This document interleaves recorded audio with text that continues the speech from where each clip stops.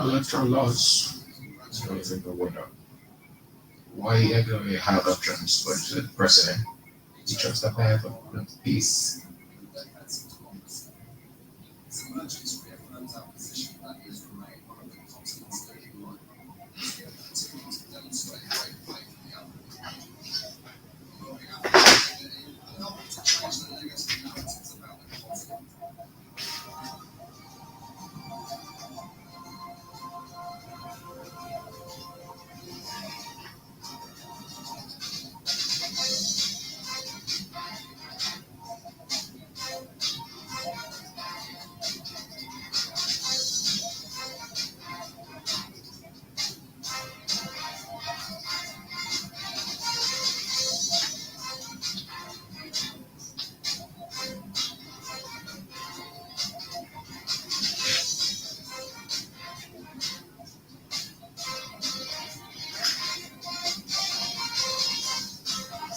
It is another great day again, men, people.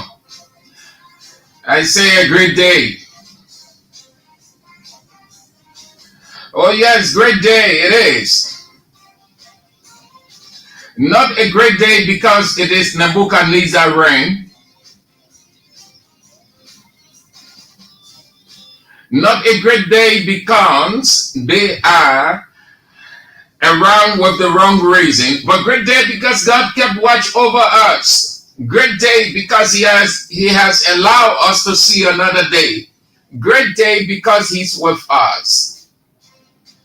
Let me say thank you that you joined us for the show Real Talk on Kings 88.5 with me in St. Andrews on this 24th day of February 2025.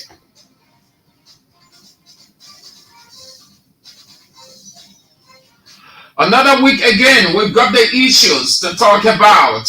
Unity Party makes the news for the wrong reason. We collect, we analyze, we bring it to you. You are the ultimate judge. We are the messenger. So that's what we do with no partiality, no grudge, no hate, but nationalism and patriotism. So it's another day, man. This country is for all of us. Before I can get started, please try to help me.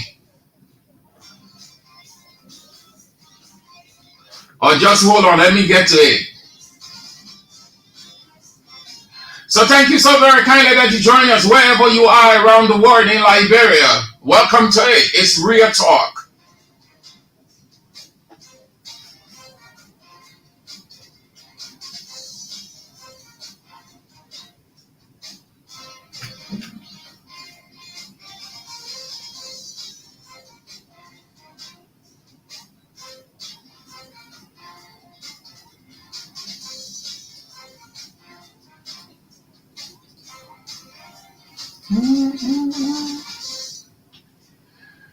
Yes, we are very, very, very grateful to God Almighty. We must acknowledge Him first.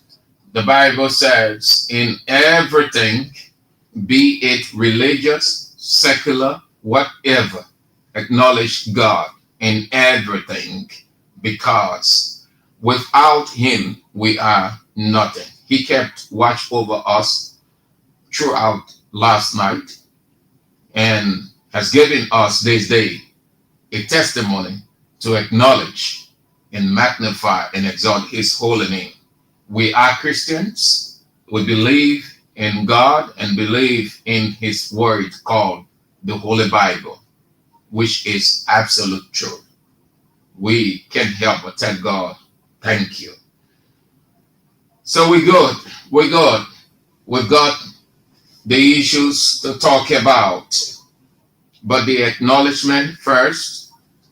Thank you all for coming on. I appreciate all of you. Shelton Diape, you've come on from Baptnesville, your residence, Quebec.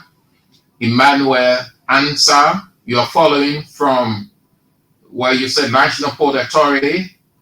Bapping Paul Lee, you've come on from Johnsonville. Emilia S. Delaney, you've come on from Broville. Clarence Dwyer, you are watching from where? You didn't say, but you're on your legal hustle ground this afternoon. Yes, that's a hustle. That we is Pastor Melvin Destiny Harvest Power. Thank you for coming on from the United States of America. Thank you so much. Thank you all. Abdullah Dole from Zozo, Lofa County. Merritt Tooley from New Georgia Estate. David Gifler, you've come on from Mandra Market, Waterside. Stephen J. William from New Crewtown. Claude DePaul, Asata M. Miller from Red Light. Vinicius Bad Jr. from District 16. Good to have you on Saturday. Woodoo Glenn from Atlanta, Georgia, the United States of America. Statutory member, my dear Southeastern sister, Dwayne. Good to have you on. Thank you so much. Hope that you got the bits and pieces from the Minister of Finance and Development Planning, Augustin Poingafar, and the other officials who were there. I saw you in that session or that hearing. Thank you so much. It's good that you are following. I'm elated when I see you following the various trends. At least you need not give up. You had nearly given up on Liberian politics. If you mind what is unfolding in Liberia under the tyrannical regime of Joseph Yuma Boaka and Unity Party, you want to disengage from politics, but that would not be the solution. Thank God that you are still fully engaged, my dear Southeastern sister, dear Dwight Tate. So what Corsia from Gardnersville, New Georgia Estate. Yeah, my weekend was okay. Thank God Almighty for life. Hope yours was too. Yasa Sharif, you've on Murphy Heenan from District 9. Precious Dekukai from where you say Tinkers Village, Sawyer Beach. Jen, Jordan Matadi, you've on. K. Renning Bowl, Fifth Kelvin Bappin, all of you, the names are just running down. Can get all of you. Great is yeah. I saw you at the legislature. You were fully engaged, following the hearing in the Senate, the finance minister and other people. That's good. Keep engaged. Never disengage from Liberian politics. You are a Liberian citizen, though you are residing in the States, but you can't disconnect from politics yet. You have to be informed. All right. So thank you all. Let's get started. We've got the issues to talk about. We will get into religious politics, what is unfolding in the United Methodist Church. It has reached the boiling point now. You are aware that many churches are defecting from the United Methodist Church. It seems the regionalization rhetoric was just a cover-up for the introduction of gay and lesbian rights in Liberia, even though our constitution doesn't say anything to that. Neither our culture is open to anything. We are a conservative society. But if you look at what is unfolding, this has long been coming, and other institutions, other churches, I should tell you, you have to be on the lookout. What did Jesus say? He called on everybody. He said to be on their alert. That's what he said. He said be on the alert, because these are signs that will tell you that we are gradually approaching the end. And what will take center stage in the close of everything is religion, and that is how the Antichrist going to operate. So when you see these things, let it not be a surprise. One of the key factors that he's going to use, or elements he's going to use at the close of the age, religion. religion going to play a key role. And you see all of those things, false religions, false days, false pastors, false prophets, false apostle, all. Yeah.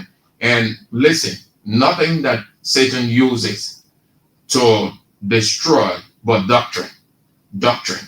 Those of you who have no time to read the Bible, to know, and you're just there because you are worshipers and you think you're worshiping God, the very God said, pastors will disguise themselves. They will come to you with a doctrine that you will think is so good, is so fine, but there is an underlying motive of that doctrine. And if you're not mindful, if you are not critical, if you are not philosophical, there is every likelihood that you will give into it, because the devil uses nothing but doctrine. That is why all of you who are bounding Satan, you need to stop.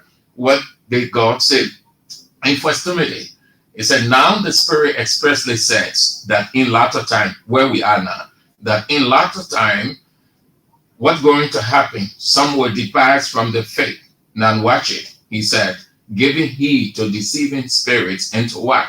Doctrines of demons. What is dividing the Methodist Church is doctrine. Who is at the center of it all? The devil. Does it say it will not go to other churches? Well, I do not know, but there is every likelihood, because you know why? Very many, if you are laborer in life, you're open to everything and anything, you have opened yourself up to the devil. You have signed on to the devil's kingdom. And what? He takes advantage of it confidently and toss you to and fro. The Methodist Church, gay and lesbian or same-sex marriage, has split the church. At first, it started with a small number, but now the number is increasing. Just before I came on the air for the show, I saw several churches that have given a definitive position to leave the United Methodist Church to be on their own doctrinally. But there is an irony there. There is an irony. The irony is they claim to be living, but they aren't living at all. No. There is a deception in their defection from the United Methodist Church. The United Methodist Church, if you look at it strongly or critically, still have a hold that they can even use in the future. Defection means you have nothing absolutely to do with that person. So you have no name. The name will not be the same. You will not be operating under the same canopy. You will not be operating anything resemblance of that which you have decided to defect from. Because you said that the doctrine that has been introduced, you are opposed to that doctrine. Now, the stigma or the suspicion that people will have is you are still within it, but you only pretending, because the psychological scar will be on the people. Once they hear that Global United Methodist Church has defected, but the fact that you still using Methodist, you still using United, it still rings bell in the people's ears that you subscribe to that, even though you claim to have defected. People are only convinced that you have defected doctrinally when you not only separate by doctrine, but everything that concerns that institution that you disagree with, you will not take a single item or a name, any one of the name with you. That way, the public will know that you are off because you maintain a doctrine that is different. But they are all maintaining the same Methodist. Some of them maintaining the United. So how is it a defection? But hold on to that. I told you 2 weeks ago that truly they tried doing that. The church here does not have the power to resist anything. No. The church does not have the power. The way the Methodist church is structured, the Catholic church, the Episcopal church, they are by structure Episcopal. What that means is the decision comes from up, down. Unlike the people on the other side called Pentecostal, which, even though not all, but some of them, by their structure, is congregational. That means the decision emanates from the congregation. The pastor throws it to the congregation, they discuss it, they look at it from every angle, and they together reach a consensus. An Episcopal structure is that structure that from up, down, and you accept it.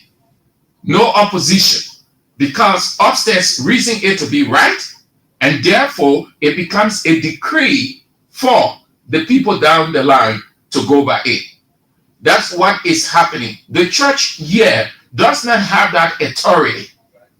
They try. I can understand the position that Bishop Choir and other people are in. They're just talking all around, but they don't have anything to resist it. So the only solution is what you see happening. Most of the members say, no, we have to go our way. And it is bad for the United Methodist Church. It is damning for the United Methodist Church. It places a dent on the United Methodist Church, one of the oldest churches in Liberia. Whoever knew that the United Methodist Church would have gotten into this situation with almost all of the churches breaking away. Now, when the breakaway continues, you know what's going to happen? Take it or leave it. The name United Methodist will fade out the scene. Now you say, oh, no, St. Andrews, that is not true. The church will still exist. Well, you do not know. Ask some of those pastors who came with high morale. They perform all kinds of stuff here and there. With time, what happened? Their morale, their name off, but they still exist as pastors. That's how it works. It happens in every sphere of life. You will say, but this church was once powerful. What happened? But the church still exists. You can reference the church. But that efficacy, as it is called in biblical terms, that efficacy is off. That is why you have to guide against any kind of doctrine that will bring the church to a split. Once split sets in, it's difficult to regain its essence and value. Let's listen to a few of the guys who will face the camera to express their frustration or disagreement. First, let's hear this lady.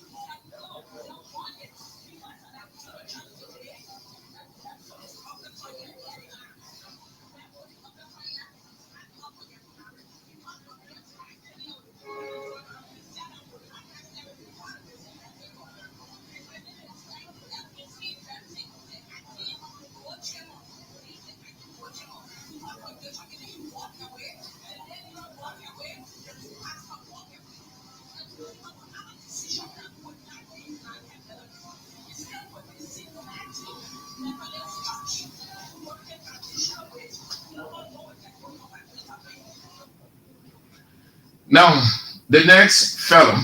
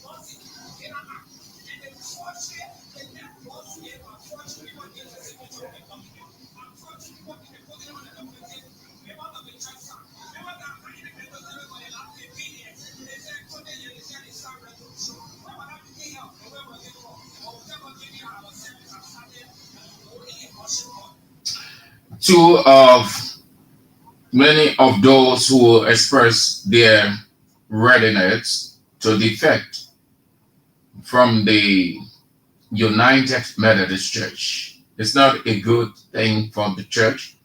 The leadership will have to be very circumspect in addressing the issue to bring it under control. Otherwise than that, because it is running across now.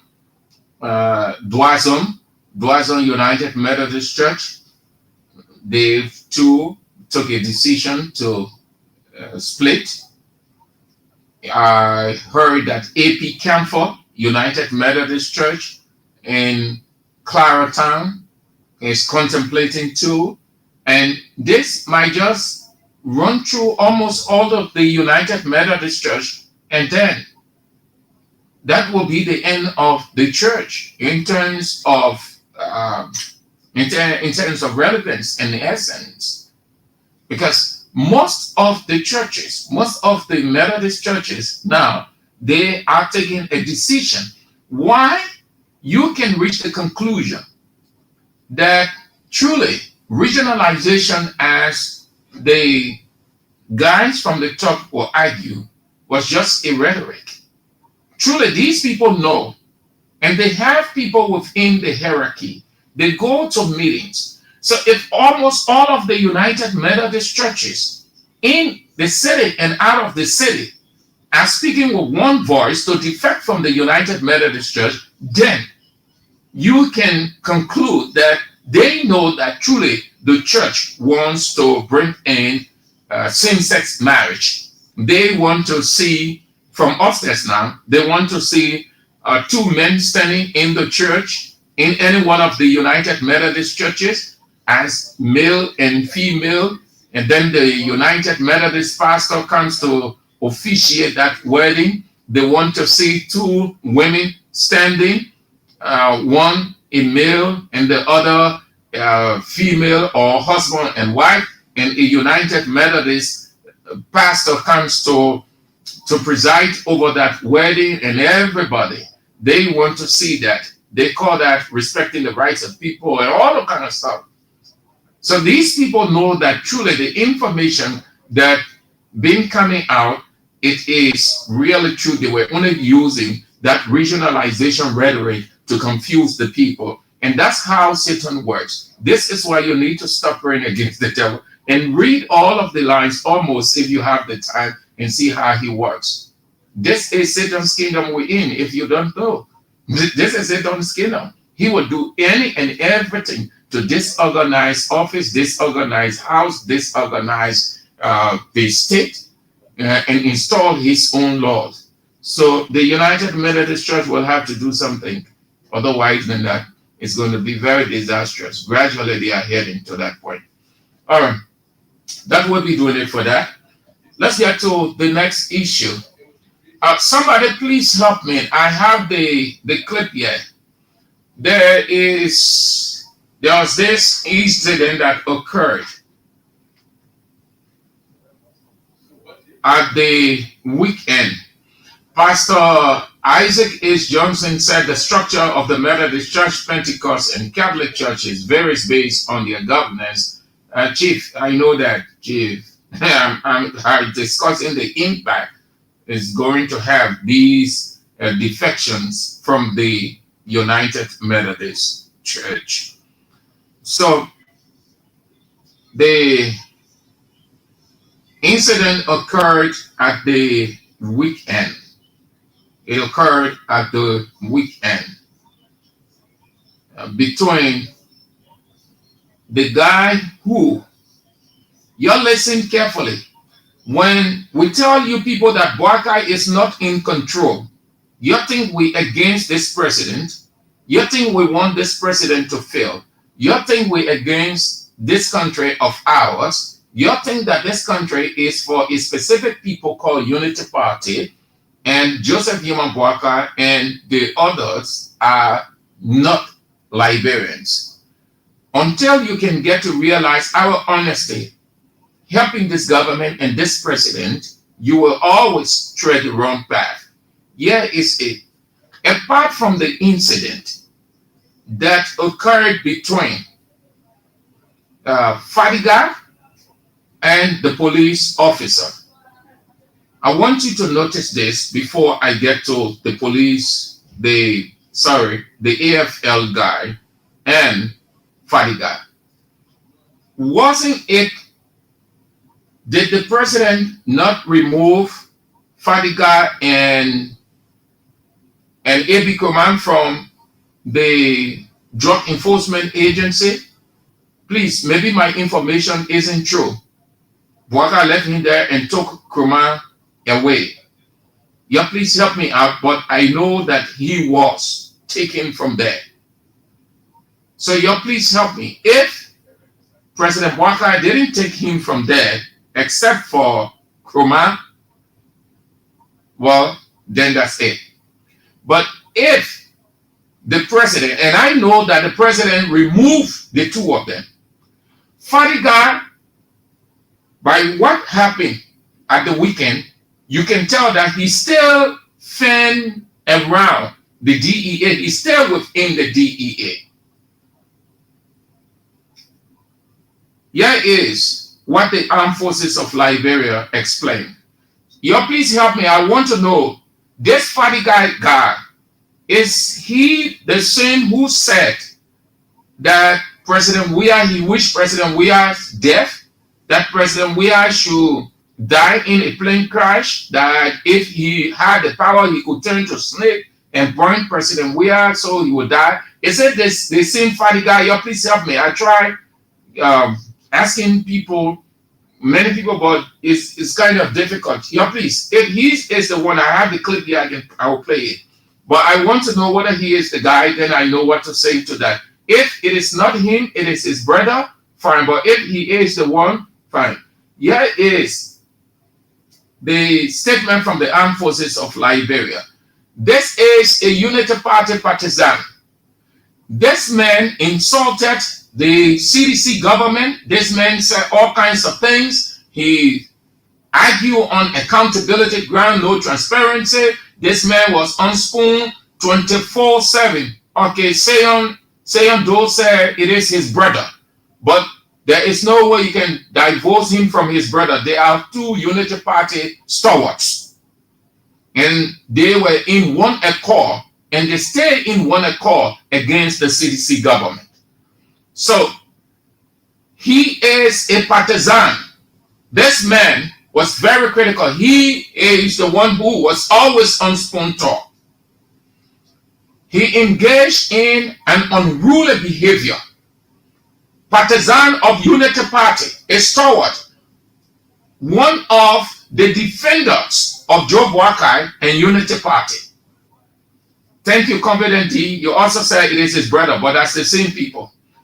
So there was this scuffle that ensued. The Armed Forces of Liberia released their position. It said the Armed Forces of Liberia categorically rejects. After he went around from one place to another, these Unity Party guys are cunning. They don't want any stain to come on them, but ironically, they do not know that they're creating their own stain on them. They bring shame on the very self they expose themselves every day. Every day they expose themselves. Every day they show to the whole world that what they were doing against Weah was a personal grudge, was malice, was hate. They were concocting lies. Now it is haunting them. It is getting back to them. God himself is on Weah's side, exposing them. Everything they criticize, condemn, vilify Weah of, they are engaging into a double. You see why in life you have to be very careful? Very, very careful. I watched a video before the elections of a couple of nurses. And the lady, there is a lady in the middle in blue blouse, jeans trouser, or sneaker, dancing in the middle, chanting, open goal, we are goal. My understanding is something occurred. We'll talk about that. You know, we're in a war of technology now. Everybody sees everything, and sometimes you're doing certain things. The media capture you. you think that, oh yes, everything is over, nothing's going to happen. When you start encountering problem or complaining, those videos begin to come out. So Fadiga went explaining all over. He went on their radio station, Unity Party radio station, just moving from one end to another, explaining, trying to exonerate himself as if he can exonerate himself. This man is rude. This man is rude. The man attacked the soldier of the armed forces of Liberia. The man used handcuff. If he was removed from the DEA, what is he still doing with handcuff? Handcuff is a lethal weapon. Except Bwaga kept him there, he wasn't removed, only Baby Kroma. The armed forces of Liberia categorically rejects the allegations made by Fadiga, who is currently under investigation by the Liberia National Police for using pepper spray on an AFL personnel and finally wounding him with an open handcuff. Fadiga claims that the chief of staff intends to harm him are completely unfounded and served only to mislead the public. The AFL operates under the rule of law and maintains a commitment to the safety and security of all citizens, including individuals who are under investigation. We take such claims seriously and want to assure the public that there is no basis for Fadiga's statements. Our focus remains on upholding justice and ensuring that the rights of all individuals are respected. We encourage the public to remain informed through credible sources and to refrain from spreading misinformation that could undermine the integrity of our armed forces and the justice system. Now, here is the meat of the statement. On February 21, about 1700 hours, I think it's 5 o'clock, Staff Sergeant Joseph Braw of 2nd Battalion 23 Infantry Brigade sustained an injury on his right hand elbow below his waist.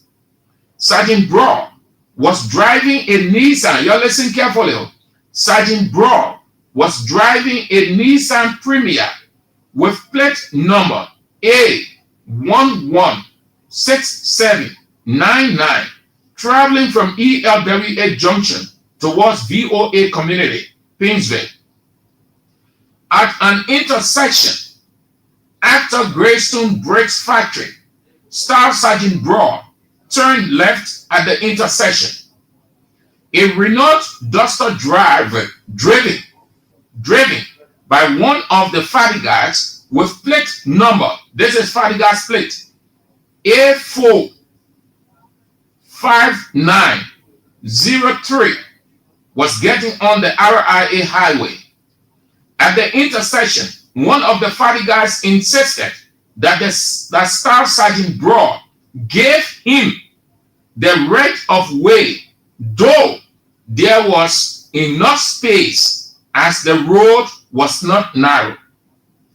He aggressively insisted and insulted Staff Sergeant Braw, leave the road, and further asked him if he was stupid.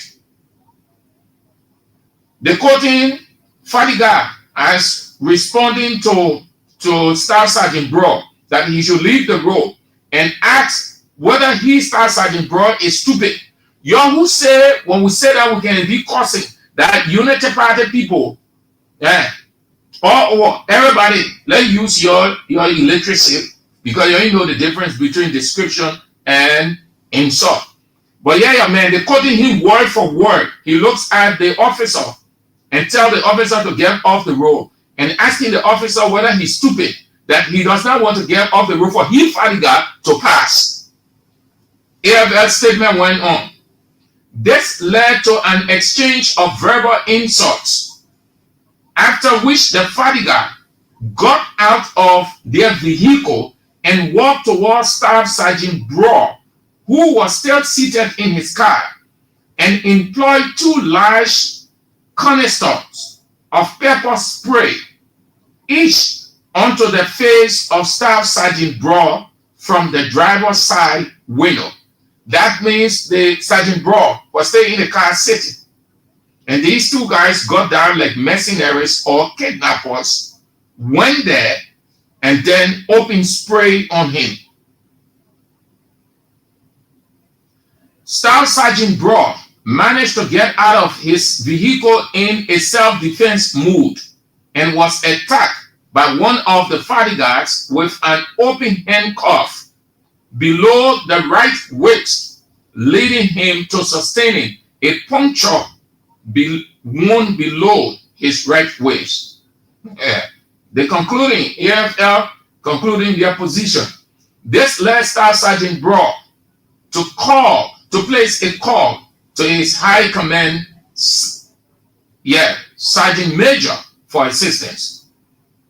The Sergeant Major subsequently called an officer who immediately responded to the scene and called for an ambulance from the 14th Military Hospital. So, you will tell us whether the man heard himself, then he called officer or he called the ambulance from the 14th Military Hospital. You're lying, wicked people. One of the Fadiga brothers placed a call, and in response, Liberia Drug Enforcement Agency personnel in uniform and some armed arrived on the scene in a pickup truck and tricycles. They were estimated to be around 25 to 30 personnel. So you please tell me, I do not know. Maybe my information isn't right. We are not infallible. Only God is. You please tell me, if this man wasn't dismissed from the DEA, he was left there by workout fine. If he was dismissed by the president, then it means that dismissal was just cosmetic. He stayed there. Because a person who is dismissed from an institution cannot receive any assistance from that institution, cannot make a call to that institution, is no longer in the employ. AFL leadership, the military leadership is saying that he, Fadiga, or one of the Fadigas, placed a call. And in response, Liberia Drug Enforcement Agency personnel in uniform and some armed arrived on the scene in a pickup. So let's assume the man is not in the force any longer. His brother not in the force. Why would they place a call to LDEA? You tell me, please. I don't know. Maybe I am getting it wrong that he stayed within the LDEA. But I am sure the president took the two of them from there.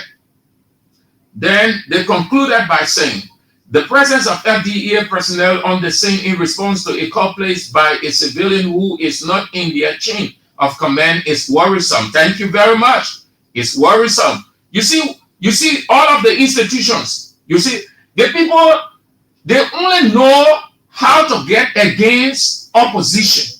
The men are ill, or the man brother ain't got nothing to do with DEA, but he called DEA, and the DEA people move armed men according to the statement from the military. They move in. Some of them have batons, some of them have armed. They move in defense of Fadiga. The presence of LDEA personnel on the scene in response to a call placed by a civilian who is not in their chain of command is worrisome and creates a lot of doubts and questions about the employment and management of the Liberia Drug Enforcement Agency. Notwithstanding, the military police of the Armed Forces of Liberia, headed by its commander, was tasked to report to the scene and provide support to the Liberia National Police and make a follow-up on the case. Okay, the statement is so long, but I will try to conclude so you get the end.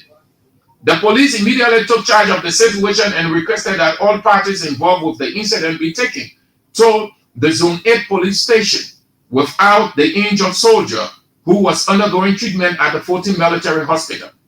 The Fadigas were allowed to drive in their vehicle to the Zone 8 police station. Unfortunately, AFL statement goes on. Unfortunately, at Zone 8 police station, the Fadigas refused to cooperate with the police especially refusing to provide a written statement to the investigators. This continued even after the person he claimed to be his lawyer arrived at the Zone 8 police station. Up until 1100 hours, that means 11 o'clock, there was no change in the situation, even after a series of calls made by the senior officers of the AFL and LNP. The commanding general ordered the NP to return to the EBK barracks as his visit to the Zone 8 police station to ascertain the progress of the police intervention was unlawful.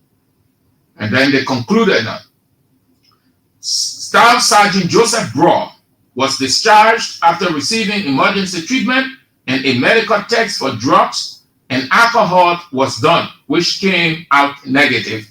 They did that with the assumption that this man is, the officer is in alcohol, so he acted the way he acted. So they just decided to do alcoholic and drug tests. So according to them, it came out negative. He wasn't, his body did not show any alcohol, neither drugs. These tests are routine measures carried out by the AFL whenever a soldier is involved and subjected to MP or LNP investigation. Follow-up treatment continues at the 14 Military Hospital. The soldiers will be made available when the police are ready to investigate the matter. And that is the end. That is the end.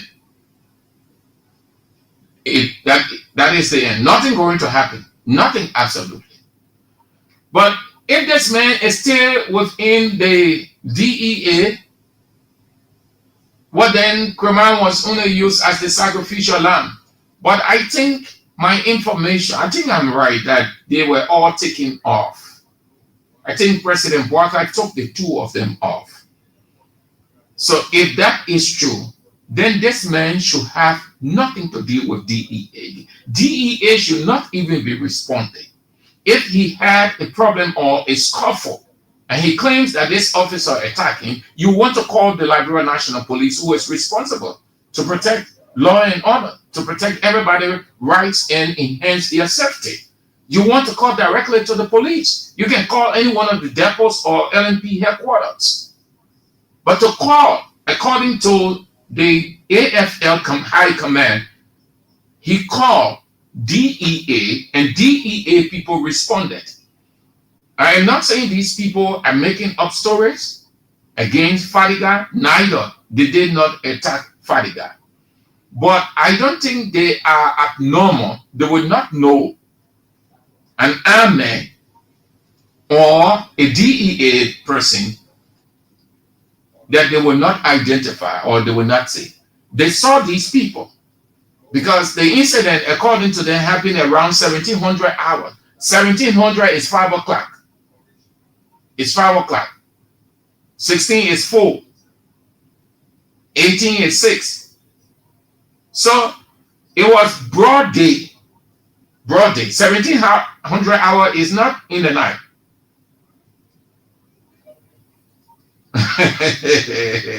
My man, that woman. That one. You see that one. That one talking about. So you can tell that the guy, they still think that, yeah, with Baga in power now, we can exact our authority. We can do things to people and we will go with impunity because this is the government we brought to power. We sat on spoon. We defended this government. We praised Baga a lot. We said all kinds of damning things against George Weah. Now George Weah is out. We are the king. We determine what is what. But that can be. Why will you engage in a scuffle? Let's assume that the AFL guy went to the extreme. So you want to restrain yourself to as a so-called, because they say that security man. Which are security people can restrain their anger and avoid anything cutting. So you want to restrain your anger, knowing the kind of person you are, and the government that you support, and how you have been critical against the former government so that they don't capitalize on it. Fill in number. Maybe maybe he stay at the DEA. If he stay at the DEA, then it means that all that Bwaka has been doing with this suspension and removal, that's fake things. I can see why people. Yeah, please tell me. I do not know, but I can remember hearing that Bwaka dismissed the deputy and the head command over that drug thing they had over there that led to a serious scuffle, almost resulted into a death. If he stayed there, then maybe he's there undercover or as undercover. Then it means that the suspension, nobody should take Bwaka suspension and dismiss or anything serious. Because the people will still go back. It's just like you take a person to jail. And then in no time the police release them, they're back. But the fact that the military guy restrained himself. Funny guy, there are security people, and that security man just needed to say, okay, my man, this thing went this way. Okay, let's just leave it, or I take responsibility. Drive on, go. Because you people are security people now. You don't want the people to see two security people in that kind of situation. That nonsense he went on his phone to explain all kinds of things. You expect him to say that? I just hope that he wasn't removed. But if Bwaka is missing, and I hope that he's not the one who Bwaka dismissed. Maybe I brother on the other side. The brother who said we are gonna die in clean. He wished that he was snake to turn into snake to burn. We are with that. God will expose our one by one. And listen, we don't wish evil for anybody, but when you wish evil for your brother, man, you die before that person, and your death can even be disastrous. So you tell the Fadiga brothers, and you tell all the other people and every other person to start wishing people's death. You can analyze the issue. You can be critical of the person, but you don't want to reach to the point. Let not your anger lead you to say something that will haunt you forever and ever. Even in your grave, people will stay want evil to happen to you. That hey brother, because they were on spoon talk, all kinds of things, and said when we are traveling, the plane will crash. He wished that he was snake.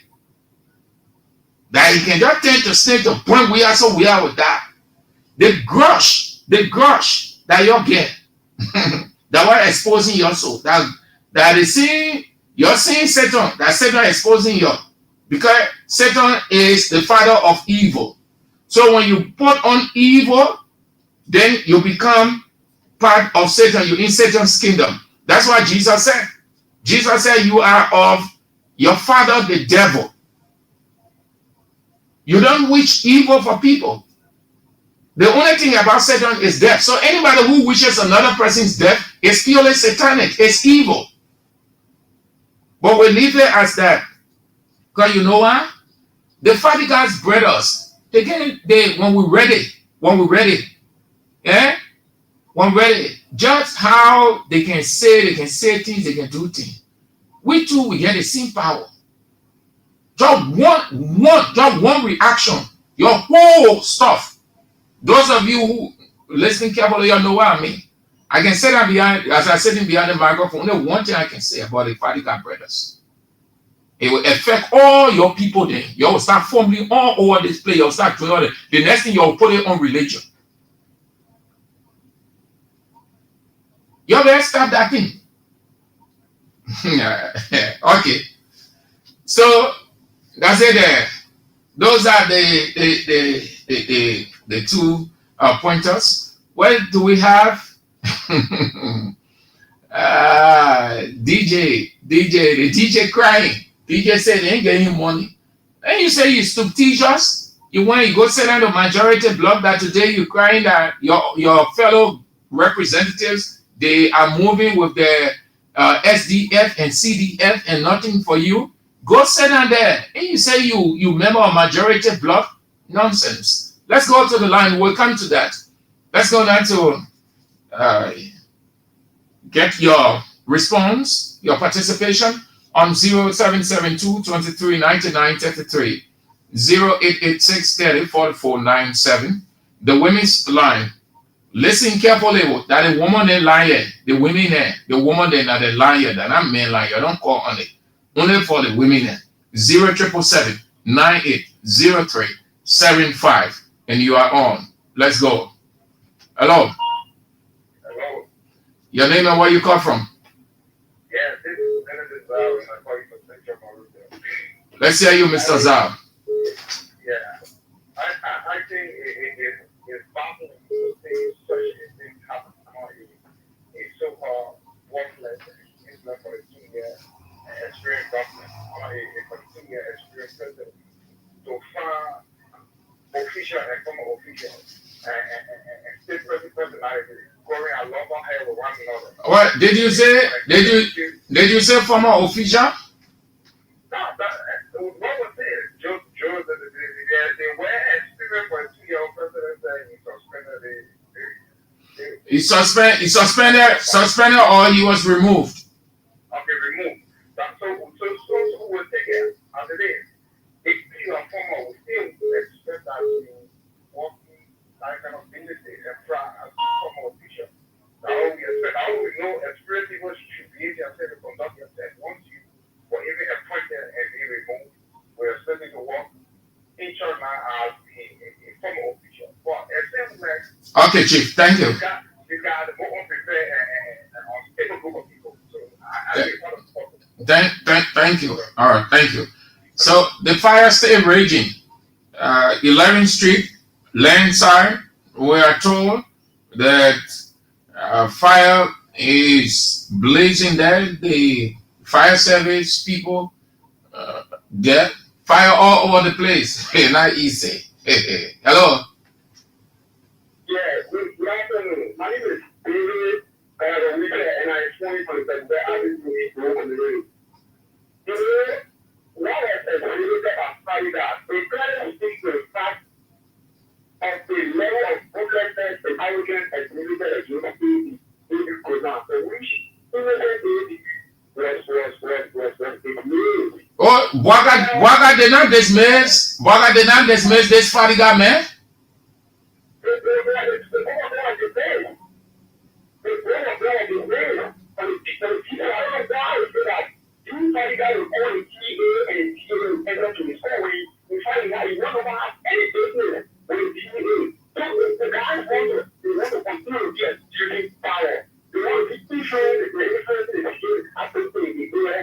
No, but if he was, all right, Chief. Thank you. Have a nice day. If he was, and he's still operating, then it means that they don't respect Wakai. Hello? Your name and where you come from? Let's hear you. You want to cut off your radio. Cut off your radio. Hello? Your name and where you come from? Yeah, let's hear you. I'm good. Yes, great. Let's go to the issue.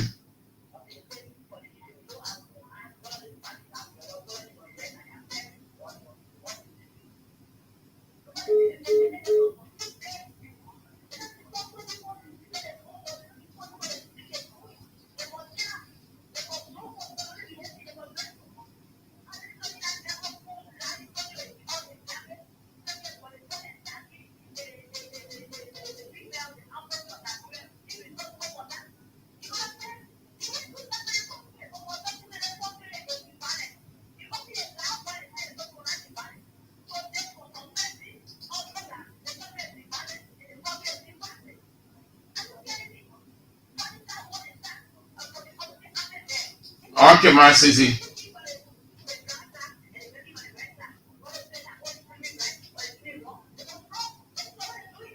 Okay. Thank you. Thank you, my sister. Have a nice Monday. Hello. Good afternoon, sir. Yeah, thank you. This is Hussein. My name is Hussein Jew. I call you from around Jacobstown in District 2. I listened to the different talking points. So the first one I had to do with Fadiga and our forces like Nigeria. In fact, they were all dismissed. David Coman, the Fadiga, and the David. Oh, okay. Yeah, I knew that, Hussein. Yeah. Yes, they were. But all dismissed. But the man is still within the DEA. Yeah, so here's the sense. You see, they're like people when people are called to duty to serve that country, they don't know it's a special grace because there are other Nigerians who are even more qualified than you that are serving in that position. Now, it is established that those DA officers that were called a fighter and came on the ground saying, if I were the director of DA, I would suspend them for dismissing. Mind you, Fadiga has no control over the DA because he was dismissed by the president. Then once the DA officer who claims to be doing taxpayer money and we said that's what they call his call at the time when you were there, you have no persuaded him, so he call you at any time and you know that you want government function. The man is not a government official. Why should he call you and even go there? This country has very little get involved. Sometimes one of those individual actions people want to attribute to the presidency, to the entire government. This is where sometimes we have issues. Yeah, but Hussein, hold on. It will be attributed to the government and the president because they spoke against these kinds of act in the past. So they should not be doing it. They complain, or you people complain that we are condoning a number of things that we didn't have the leadership. So you see, Bwaka dismissed the man, but the man still within the corridor of the Drug Enforcement Agency. He's still commanding things. So it means that Bwaka isn't in charge or they don't respect Bwaka. No. Not that you don't respect Bwaka, but it's that you have people who does not even do their functions and school of operation. You cannot be a DA officer that you expect somebody who is not a DA officer, is not going to vote in body that you want to exercise function and everything. That's why we are recommending, and all of us recommend to the head of the DA, the director, those officers that were there, if they are captured, they should be investigated, and if online they should be suspended or dismissed. All right. Government function, Fadiga is not the one that's paying you, you are then paid by the government, so you should go on government functions. So this is some of the things we are still in our country. All right, Hussein. The president remain, focus on improving the different sector in our country. This is why it's missing and brought in a new director. All right, Hussein. Continue to take these actions, and Nigeria will get better. I can tell you for free, no development come on the table platform. Okay, thank you, Hussein. But I know Nigeria will get better on the sector and thank you. Thank you. Have a nice Monday, Hussein. Hello. Hello. Yes, good afternoon. Thank you. My name is Montserrado, and I joined the district coaches about the national prevention of the Nigeria. And they say thank you for the service. The issue I have to do is an absolute thing. I haven't reached to that, sir. I haven't reached to that. That will be on the second live. Yeah. Hello. Hello, sir. How are you? I'm good, and you? Thank you for the program. We're calling from District 17. The issue is simple. If this guy was suspended by the president or fired by the president, on what authority now is he operating on? To form a member of the DEA to go as a rescue team to rescue him when he has been fired by the president. So anyone can accuse the president for this kind of a thing because if the president fires the man and then the president has been fired, they can accuse. What is that informed? Was it not told that if were fired? So on what basis, so it means that we can take the president watching us. I don't know how to we'll see or whatever. So to understand, so the president can blame the president for that. And guess what? They can still believe that is that in full control. So when you suspend or fire them, they see it to be and will pull on them something and they will just operate. And most of them are operating on the maybe you told them. Okay, Chief. You are fired for uncommon. Yeah. So this is on our basis. Yeah. Operating.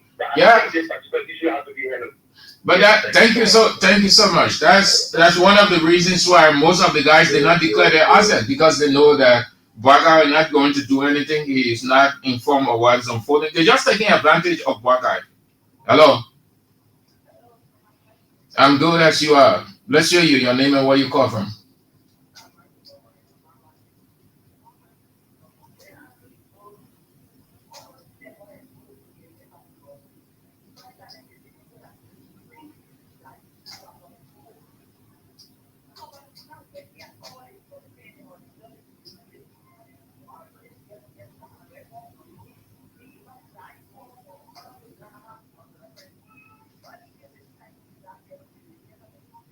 Yeah.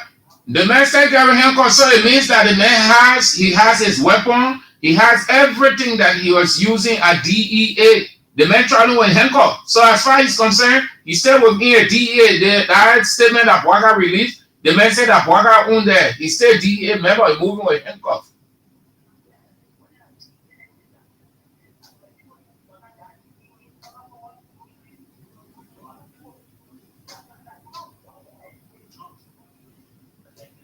Thank you. Have a nice Monday. Hello. Few calls and then we'll move on to something else. Hello. Yes. Good afternoon. Thank you. I was on the second issue and then cutting out. Yeah, because I have not reached there yet. Yeah, so the issue that had to do with this parliament, it shows that the president did not remove Paniga, because the Paniga was removed. He shouldn't have been calling the DA to come to his rescue when he did not have the power to do so. What it raises is that the president has to get the president correction that he gave to first. It raises a red flag that those that he has suspended and be able to remove those guys are working behind the thing and they are taking place. So I think this is not to come out of what Paniga did. That will be exactly how that brand people will think. This is what happened in the end. So thank you.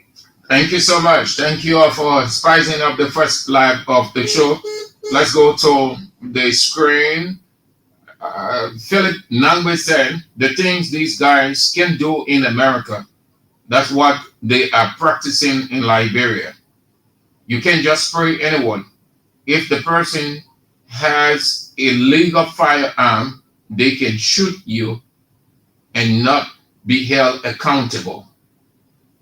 Tobasi said, Fadiga and those, leave out ethnicity.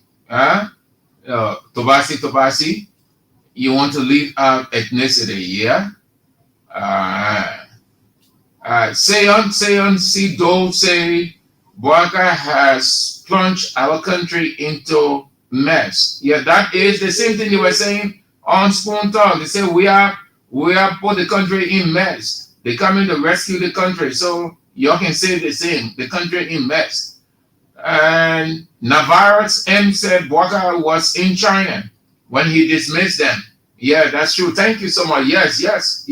It took a very long time. We raised the concern. What happened? Bwaga can take a decision in the investigation. Yes, that's true. But the man said DEA, man. The boy ain't respect Bwaga. They ain't get tired. They put know the man sleepy. So when Executive Mansion released any statement, they say your leader here, man, that motor. The man ain't get that. You should still be moving with handcuff. Handcuff is a lethal weapon. You're not in the force any longer.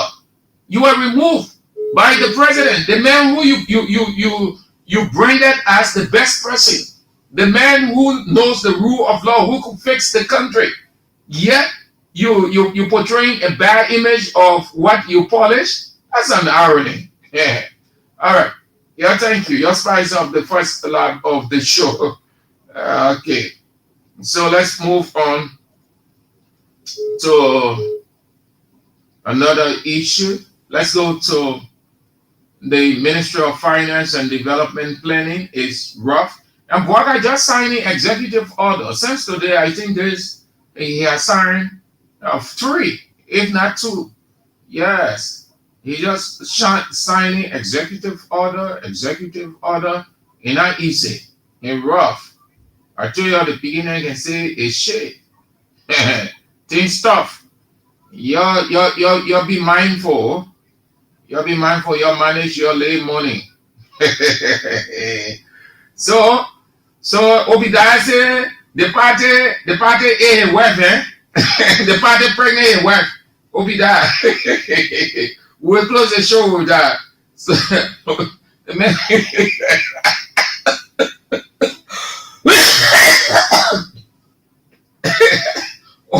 Obadiah said United Party is a pregnant a wife. That means somebody in United Party, one B man. Yeah, rescue. No, a good man. A good. I like all these things that are happening. I like all these things are happening. They are good. They are real distraction. Let more of these things happen as we head to 2029. Yes, it's good. Because they capitalize on everything. They concocted all the design lies against we are. And they were successful in getting we are out. And you think that we should sit and say, yeah, let's pray for them, let everything be good? No. I beg you, man. This morning we were somewhere, and they're lecturing from one end to another. So one of a couple of the guys that follow the show say, yeah, Sam Andrew, y'all can go sit down on your Jamaican radio, that how they can call it station. They just say all kinds of things. Boaka will develop the country. Boaka. So I get a chance when they go to talk. I said, even if Boaka turn Liberia into heaven, my position will be that Boaka has done nothing. And I gave them a reason. I said, yeah, all that we are did here, and you saw it. You people said we are did nothing. All of them burst into laughter. So I told them, I said, you go in the Bible. God said, do unto others as you have them do unto you. They were speechless. Boaka turned this place into heaven, the whole country into heaven. I can't say Boaka did well. I said Boaka did nothing. Just as they set precedents, we're setting precedents too, so that the next government that will come in power, it will be mindful. You look at the issues and not develop hate or grudge and just say all kinds of things. You know that when you're in opposition, you are government in waiting. And what you say will haunt you when you get there. Let's go now to, how they call him? DJ, the representative DJ Bernard Benson, under the guise of Montserrado County Legislative Caucus. Before then, he took to his Facebook page to express his frustration. We'll come to the Ministry of Finance, but you're already aware. Now, Gafan did not tell the Senate anything new today. Gafan just repeated the same thing. It's tough. It's rough on this government. Things not going to happen anytime soon. No, there's nothing extra he said today. Just the same thing. So DJ Representative Bernard Benson, the man who George Weah made representative, and he acted like he was neutral on the side of the rule of law. In no time, he crossed over the majority bloc. Interestingly, the majority bloc, they're doing nothing for him. He's not really pushing, he's not really forceful. He thinks everything should come on a silver platter. Moreover, he has not come to the realization that the majority bloc is a clique. There are certain people within the majority bloc who are only concerned about themselves, their places. So he's crying that nothing is happening. Hear what he said at the weekend. Two positions. Let's go to the first one.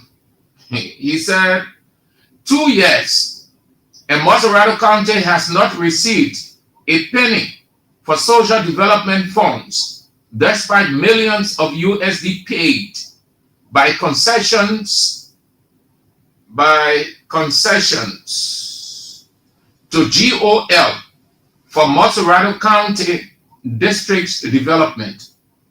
Other counties are bringing development to their districts while Montserrado County is being robbed. We are calling on the GAC for a full audit of Montserrado County Social Development Fund and the Liberia Anti-Corruption Commission to invite past and present Montserrado County superintendents and caucus leaderships for investigation. He concluded, in the President's State of the Nation address, he said that all social development funds and county development funds have been disbursed. He quoted Bwaka as saying that, not for Montserrado County. Some kind of stealing, that's what he's saying. Some kind of stealing and thievery is going on. This is the reason most of the development in our district comes from our pocket. Monies to accelerate the process are being diverted. DJ Blue, DJ Representative, Yvette, nothing, CDF, nothing to Montserrado County.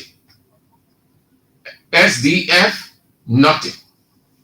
But he argues that some of his colleagues have received their package. You sit down over there, you're managing or you're presiding over one of the largest districts, and you are in Montserrado County.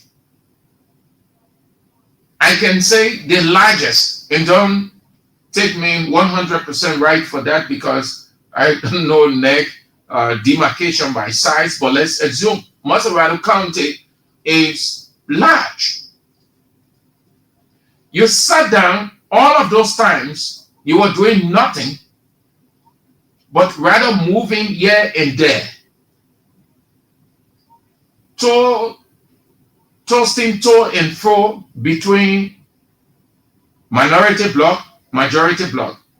Before then, nothing he ever tried proffering in that place. So he didn't know the guys were shouting and screaming, but at the same time, at night, they put in forth their pay cards and they received their money. Montserrado County, nothing. Today again, this time around, they gather as Montserrado County Legislative Caucus. Yeah, with an ultimatum.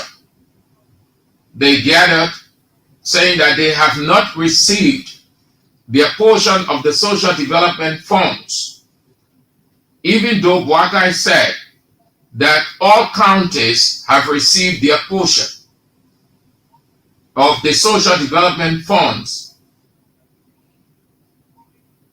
The caucus, Montserrado County Legislative Caucus,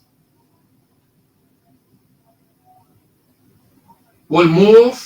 According to them, they had that meeting today at the House of Majority Bloc, informing members of their constituencies that they have not received any money for the social development funds or as social development funds. And they are warning government entities or those government entities responsible for making the money available to do it and do it now. They argue that there is the urgency of the moment. The social development fund, they say, is meant for the county and the people to undertake various development projects in their constituencies. That now you're concerned, that now you want money. Sit down. That majority block there, many of you will regret. Many of you in that majority block, you will regret it. You people will sit down and say to yourselves, had I known, I wouldn't have given in. Now I can see that those guys were only using us. The crying star here, DJ Blue and you and your colleagues, they went further. They said, what is more disheartening about the pronouncement of Barkai in his State of the Nation address, their constituent members are now holding them accountable for the money they have not received. Oh yes, the people will hold you responsible for the money you're not received, but as far as they're concerned, you receive money. And you're there, and you're in majority block, the place now, the hottest monetary ground, that the majority block. Whether you receive money, you don't receive money as for county development funds or social development fund, your constituents say believe that you receive money because you're taking money. And you're pressed on the DJ Blue, man. The man ain't doing nothing in that Broadway area. You just went there by Weir's ability, Weir's fame, Weir's blessing, Weir's favor. Had it not been for Weir, you would have been down there. Then he left from the minority block and said he's going to majority. Sit down inside there now. You won't cry yet. Sit down. The guys will use you. Y'all will regret it. Y'all will say, if I had known, if we just knew, we would never have left the minority black to come to these people. Then what did they say? Again, they say our people. Then now you know the people. You ever went back to the people when this thing started? You people are representatives. You're representing the people. You're not representing yourselves. This country is the only country that lawmakers or people elected as lawmakers, and then they turn their backs on the very people that stood in the rain, sun, hours. You honor obligation to report back to the people. But because you're receiving 15,000, 5,000, 10,000, so moving to consult the people, to tell the people, to brief them, anything, when things get so tough, that's when you come from a publicity angle trying to appease or to win the people's favor back onto you to say, our constituency doing that. The people think that we are eating money when we have not received the money. They're eating the money. They get the money. They get it. Don't mind them. That now you know the people. So what did they say? I think they gave water ultimatum. They said recently, we were informed by the Ministry of Finance and Development Planning that there was an allotment of 500,000 United States dollars for Montserrado County by Firestone, but only to be informed later that the amount was redirected. Now, they are calling on the Ministry of Finance and Development Planning to give them immediate information on all social development money remitted to Montserrado County. That means giving. They say if that cannot happen by the people who are responsible, if they cannot give them the information they need to tell them where the money went, why Montserrado County has not received its social development money or county development money, they will have no alternative, but they will take the following actions. Invite all concessionaires obligated to provide information about the social development funds or money from 2023 to 2024. They say they will call all the concession companies. They will not go to Ministry of Finance again. They will not invite Ministry of Finance. They will not invite any one of the authorities responsible. They will call the companies and ask them, you gave money, social development money or county development. Did you people give it or not? That's what it's it's not easy.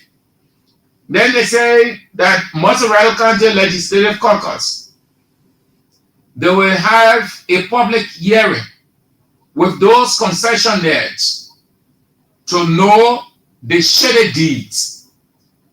That means they will call them, and then they will call all the media institutions they will ask them questions in the open.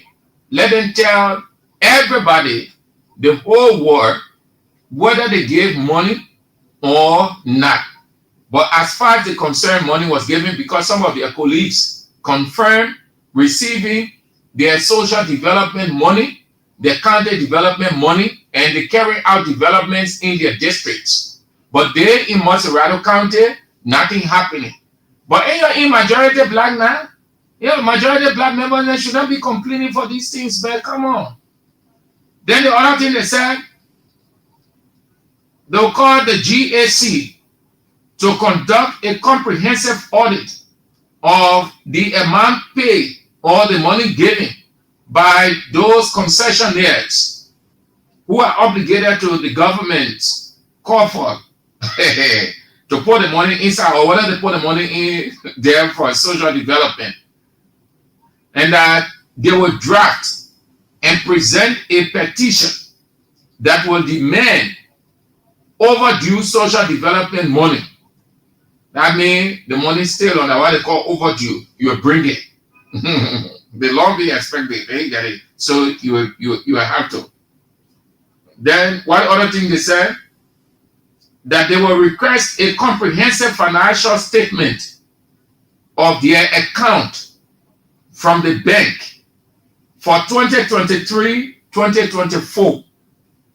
They want a comprehensive financial statement of their account from 2023 to 2024. You ain't crying yet. Then one other thing they say, they arrest a Agenda for Inclusive Development. They say it was intended to alleviate poverty, create an enabling environment for the people to have many opportunities and massive development, to carry out massive development. But as far as they're concerned, as far as they know, only a few people refuse. Then they went on to say, y'all didn't get no information. Y'all said that there. They went on to say the fact that some counties have received their social development money, leaving Montserrado County with no money, shows that corruption is imminent and that this corruption in government must stop. Then they concluded that Montserrado County, what did they say? Let me get this one good. That they will not compromise. They will not compromise what lawfully belongs to them. Montserrado County Legislative Caucus. And then the ultimatum. They say that they gave 48-hour ultimatum to the people responsible for disbursing their money to do so. 48 hours. That includes President Walker, the Minister of Finance and Development Planning, and all those associated with their money. They gave them 48 hours. 48 hours to give their money, the social development money and the county development money. What did they say? Refusal to adhere to their directive or ultimatum or deadline. The caucus will have no option but to take the following actions that I explained to you earlier. So they said Walker told them that the money was disbursed, all the counties. So the concession companies, they will call them in the open and let those concession companies tell them, as per the agreement, whether they gave the money or they didn't get the money yet. But as far as they know, most of their colleagues have received their money and they are initiating developments in their counties. But for them in Montserrado, they are yet to receive anything. That will be doing it for that. You're in majority block there, you're crying. You should not be crying.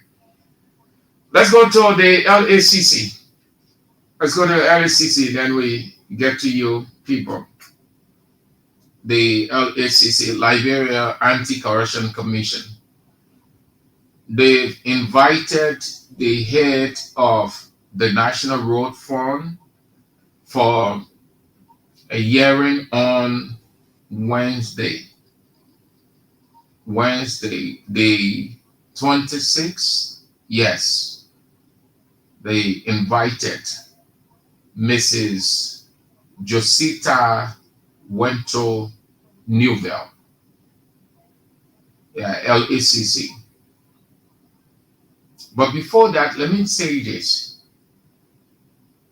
They complain. Everything I'm saying here, I saw it, I heard, we read, we attended press conferences, we attended programs of opposition people. Then that the information, government information was not a free flow. Most of the institutions will not get their websites and other things open to the public to get information. I think they lambasted the National Elections Commission.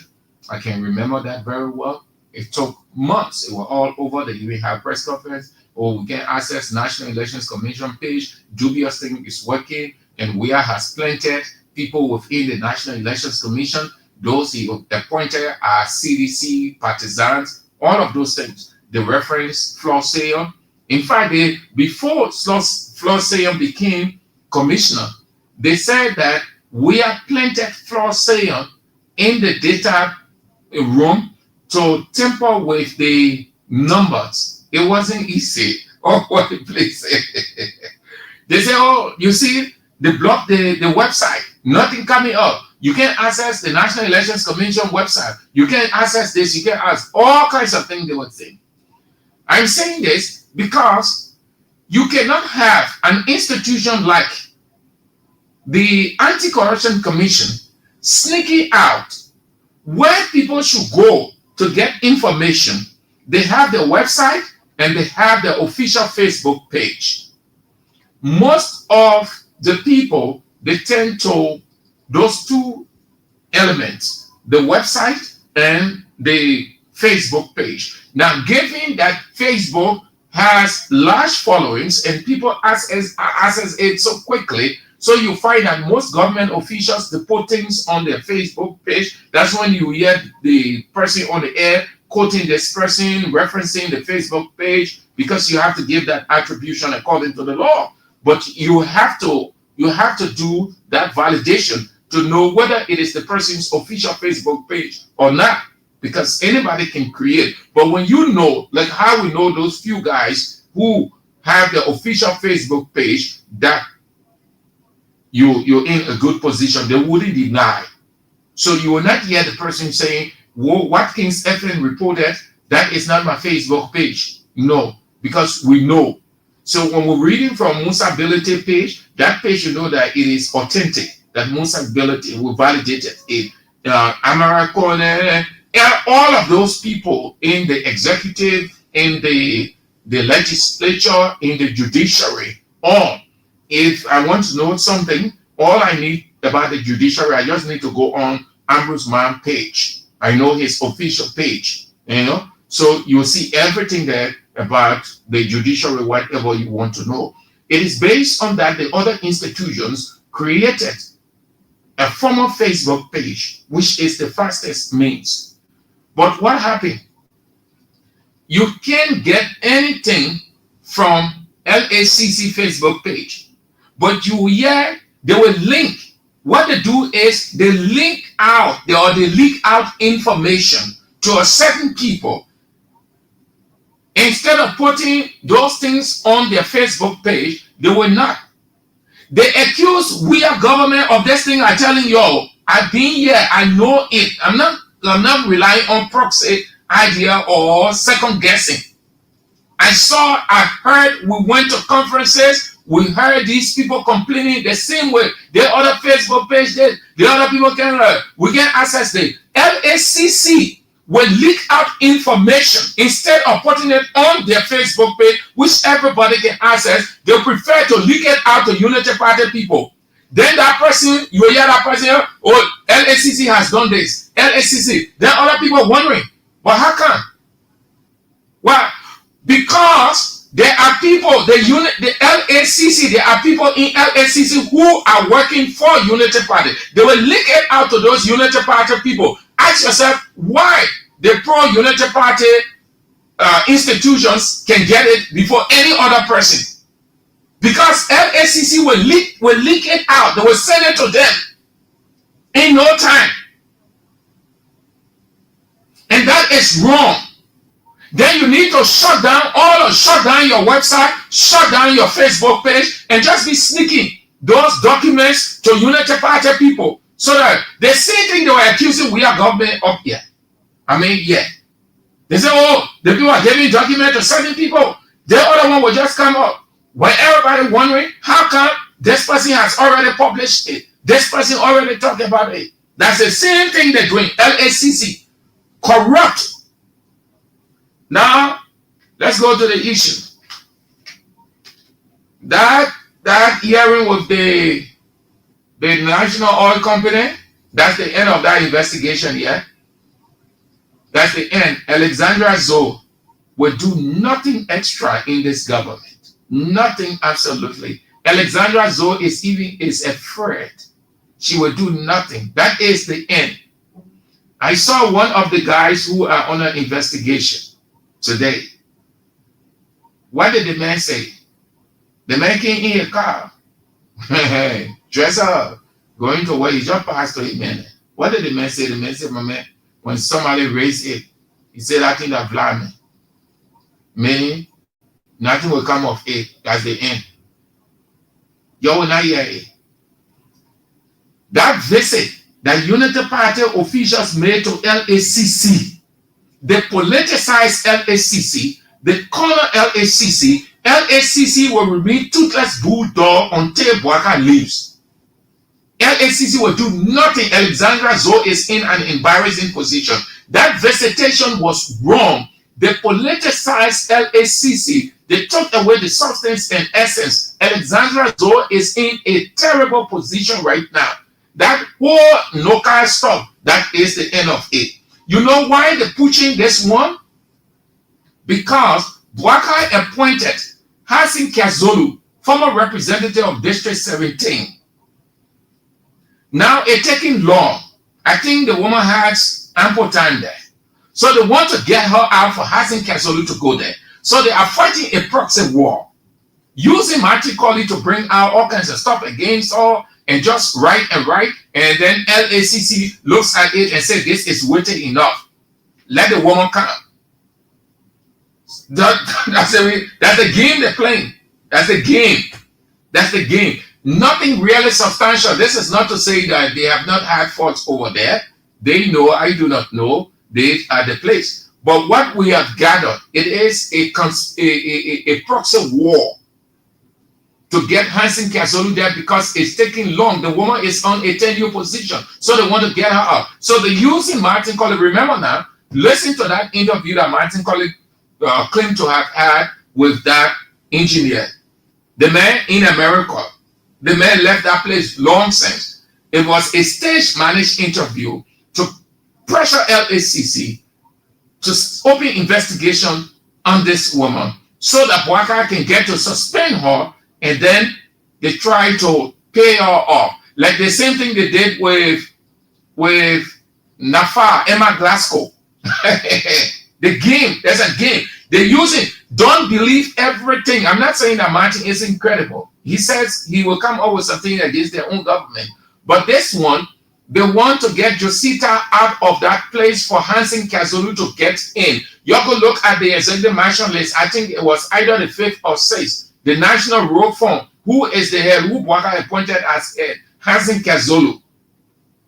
And Hassan Kazolu, man, is Martin Colley. So the war is, all of them, just relax. I will bring up something against her, will pressure her that the president will intervene. First, the LACC will take full charge of it. But look there. You saw what happened at the National Fisheries and Agriculture Authority? You saw Emma Glasgow. And she out. One said she out, they suspend her now, but the likelihood of going back is slim. That place that was rotting, that sector that was unknown, that place, that office, that the headquarters that were filled with so defecations. Sorry, let me say the Liberian Railway. So poo-poo. That place you pass there, that Hoya no and pass. That place was abandoned. When we came to power, we appointed Emma Glasgow. Emma Glasgow transformed that place. Gave the sector the relevance it did not have for years under Ellen Johnson Sirleaf. 12 years. What happened? Emma Glasgow took the sector to another level. She raised the bar of the fishery sector in this country and placed it within the hearts and minds, lovingly, of the international community. What did they do? Flush her out. Because they need a unity party person there. The same thing they're doing at the National Road Fund. That's a game. So they sent the woman, they told the woman to appear before them on Wednesday. On Wednesday. Yes. It's Wednesday.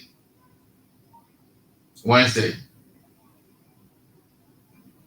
That Wednesday she appearing. Wednesday will be the 26th, eh? Yes, 26th. Whole day, every day, particularly releasing something on a woman. Yes, that is 26th. 26th, their communication out. She will be appearing. Today is the 24th. Tomorrow, Tuesday, the 26th, 25th. And then Wednesday.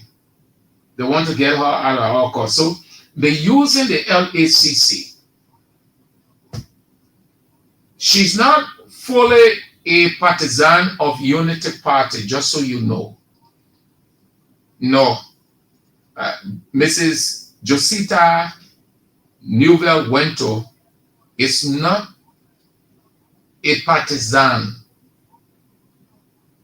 of Unity Party. If she was, it wouldn't be the way it is. The guys at the National Oil Company of Liberia, one I know to be a die-hard supporter of Unity Party and Joseph Iman Boaka from the very first day till now, he hasn't wavered. Boaka Jaliba. Emmanuel Azango, I do not know whether he's a member of Unity Party, but he has been flipping between political institutions. Where the gravy is, the way he will go. So I'm not, but maybe lately he went there, and the other people. At the National Road Fund, Josita had been supporting Unity Party, but she's not a die-hard. She's not supporter of Unity Party, Boaka Unity Party. She was recruited, grown, nurtured by Ellen Johnson Sirleaf. I think she was part of Ellen Johnson Sirleaf. The former president had this, I think something like scholarship, something, or some like student training. Yeah, some special something, man, presidential or something like that. I just can't get the name now, but we get it. So she was part of that. That's how she was brought into the system, and she found herself at the National Road Fund and rose from one level to another. But she had not been the Boaka Unity Party type. And Boaka appointed a Unity Party supporter, long-time Unity Party supporter, from youth chairman to We had different levels. Hansen Kazulu served at various levels of unity party. In Ellen's government, he served as deputy minister. Then he rose to the position of acting controller general. So he had been a unity party, a die-hard partisan of unity party from the very first day till now. So Boakai appointed him there. The goal is to get Josita Wento out for your man Hazin Kazulu or their man Hazin Kazulu to get in. So they invited her based on Martin Colley's allegation, claims. Now watch how LACC is operating. LACC is feeding on what an individual will put out or what they just hear in the public, and immediately they invite. When this person comes out that this one is happening at the Ministry of XYZ or whatever the institution, and that person published the first, the second, the third. The next thing LACC calls the person in for hearing. That's how LACC is operating.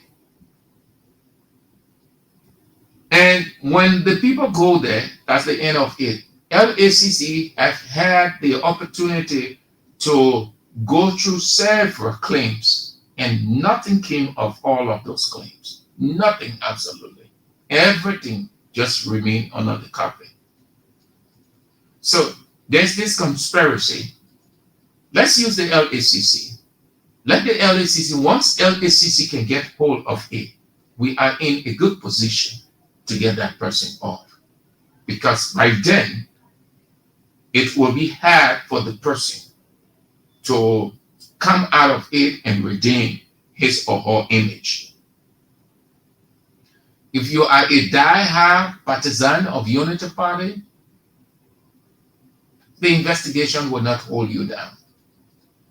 I am telling you people on this 24th day of February, if we hear anything about that investigation with the National Oil Company of Liberia, well, then that will be good. We thank God. But I am not convinced that anything good will come out of that investigation. Not anything good, but that is the end of the investigation. That is the end. Everybody gone back to work normally. Maybe the only thing that is remaining now is to get the head back, Rustling Swakoko Dennis back, but nothing going to happen. Nothing. Rustling Swakoko Dennis was appointed over there by some of the big hands or influential figures, untouchable figures to Boakai. That is their vested interest. So to just get her off, dismiss her, it's hard for Boakai. It's hard. Boakai finds himself in a hard zone.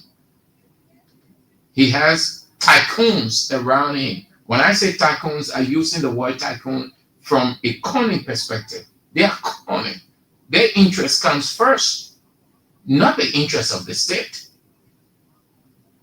Oh yeah. So that's it. That's why I'm folding. What did Gavin say? Well, let's go to you. You can have your say.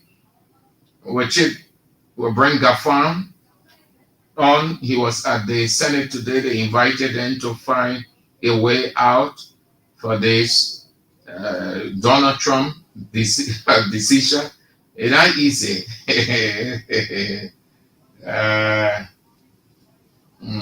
Easy. Rough. They're finding ways. Liberia is not serious. This government is not serious. That thing called austerity measures, that's not austerity measures over there. No. Let's not fool ourselves.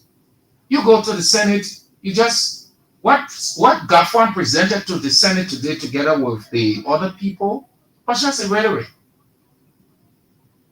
Liberia is nowhere to make any return.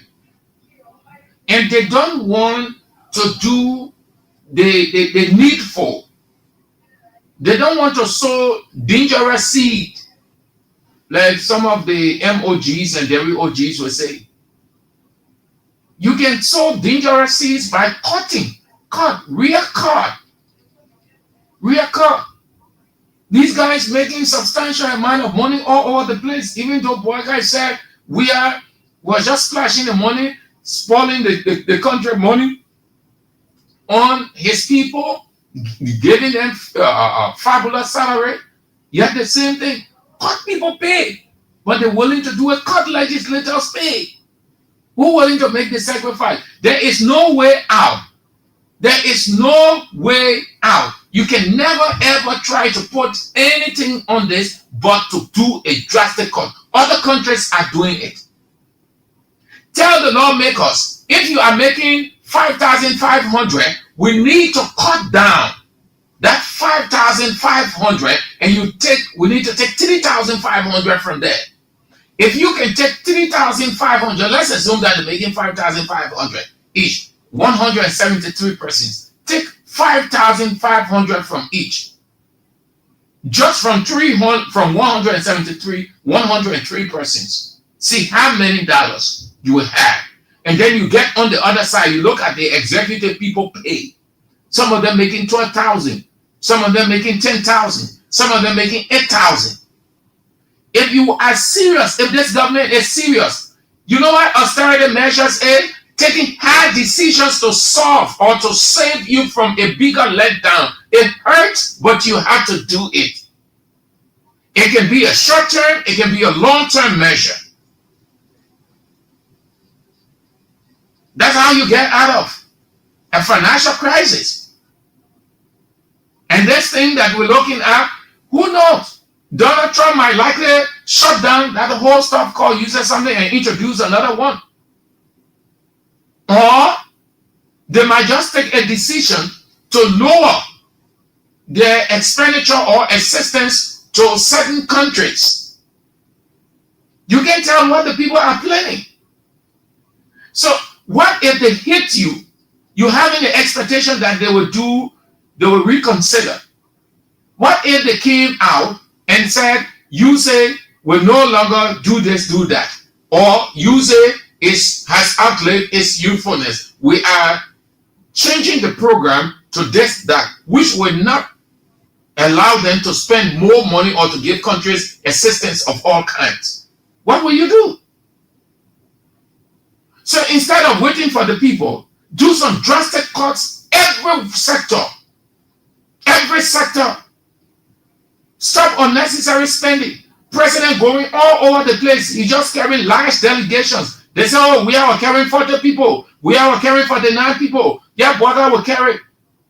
Look every time Boga traveling. Look at the list. Till now, Boga can give an understanding. He can explain to the public no expenditure, no report on the expenditure, the money he's using to travel, the delegation, the hotel, the stay, all of those things. So the country is in a difficult situation and it's going to get hard and harder. Government today again repeated it. He talked about the 51 million cancellation. You know what that money was going to? It was one of their expectations. It was one of their expectations. The 51 million. 51 million they froze or they canceled. So what he didn't say anything new at the Senate today. He only told them that this is the situation. And you guys got to help the executive to find a solution, because in essence, what we were hoping on, we lost it. We lost what we were really hoping on. That 51 million, 51, you know what it means? You had 51 million. It could have done so much for Liberia. And when Boaga was talking about this project, that other project, the other one, These are the monies that they're depending on. Do you know that some of the projects now around the country or part of the government's arrest agenda has scaled down or on pause? They can get it off the ground because the money not forthcoming. These are some of the dollars they were hoping on. Liberia is not in a position, they're not producing their own money. Liberia relies heavily on other countries for support. Those grants, announcements you are hearing, they are not money or dollars that they will just give you as they announce it. They only tell you that you're not adding, you're not paying any interest on it. They're giving you free money. That's what grant is. But it will not come immediately as they say it. It takes time. It goes through a long, rigorous process. And that is why a government will always want a second term. You will hear them that we have not done this, we want to complete this, we need to do that, and so you have to give us a second chance or a second term. So that's what you have on left business or unfinished business, because the money will not just come. Some of those money comes over a year or 2 or 3. By that time you're approaching your exit. That's when you hear the person say, "Oh, we started this." So now when your time is over, and then within the new person, maybe the first or second year, then they disburse that 30 million. But the plan of what you want to do will have already been in place.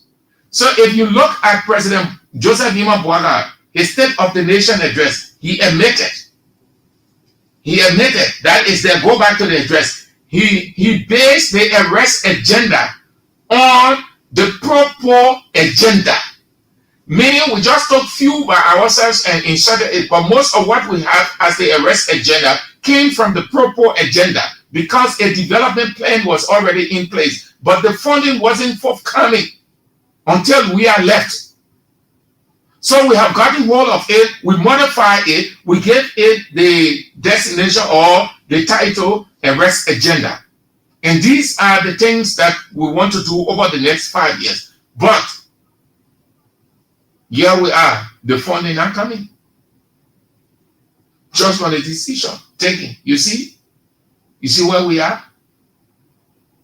So he was at the Senate. What did he say?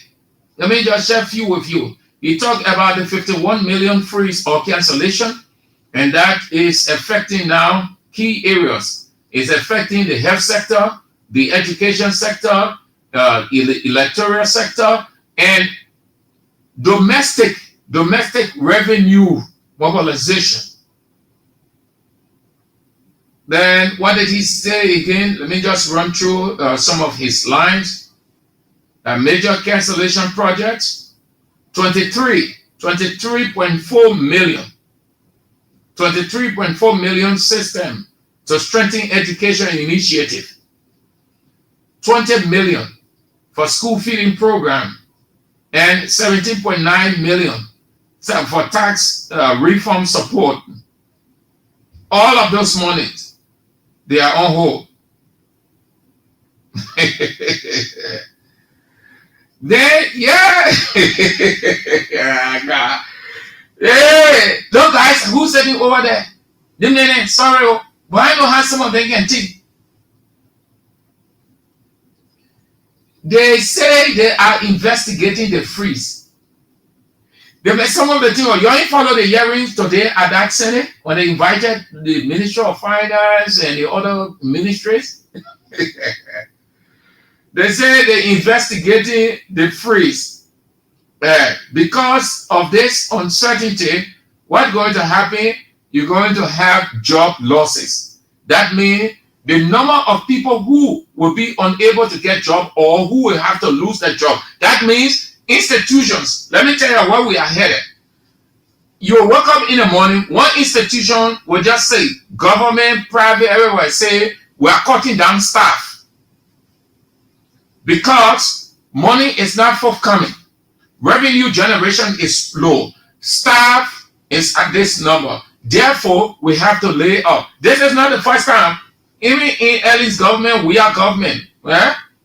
I say happy. We used to listen to the international news, watch the international news. It came a time the economy was tough globally. So what most of the institutions do, most of those multilateral institutions, what did they do? They cut by 10. You hear BBC reporting that this institution is laying off 10,000 staff. This is laying out 1,500. Because the reason they gave no money to support, that's the same thing that is on us. So it's difficult. You're going to hear the government will say, okay, we're laying off XY, or we're sending XYZ amount of employees home for this time and this time. But we will look for money to pay you. That means the money not there, so they want you to be working. At the end of the month, you get paid. No, so they will allow you to go home. You be hustling on. When they get the money now, then you can come back to work. That's where we are headed. That's some of the things I'm telling the people today. That's why he told the government institutions not to get engaged in extravagant spending with the budget. They should use the budget, use their budget meticulously. That means very careful. Don't rush to be spending here and there. Because where we are now, things are tough. And it will even get tougher. So if you just use all the money, it will be hard. Very, very hard. Very. It's not easy. Yeah. You're listening to Real Talk on Kings 88.5 with me, Sam Andrews, on this 24th day of February 2025. Let's get to you now. Let's get to you. Have your say. Hello. Good afternoon, sir. Let's hear you, Ruben.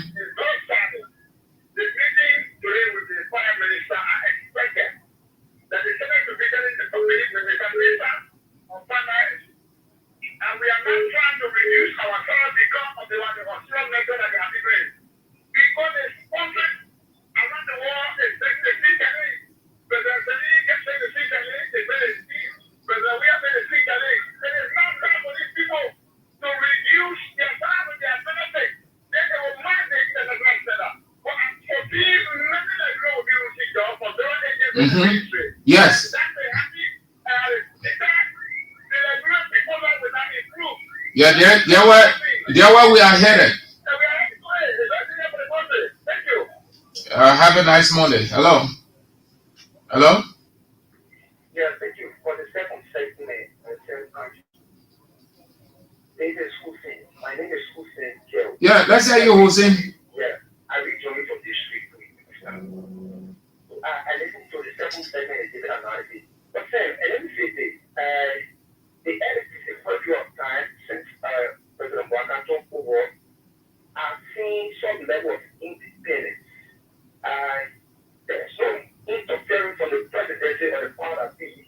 Whenever LACC will be careful of criminal investigations, they will have the head of LACC, they call the presidency or IO to have some intervention, right? But I think that there are a lot of independence now in the anti-graft institution in our country.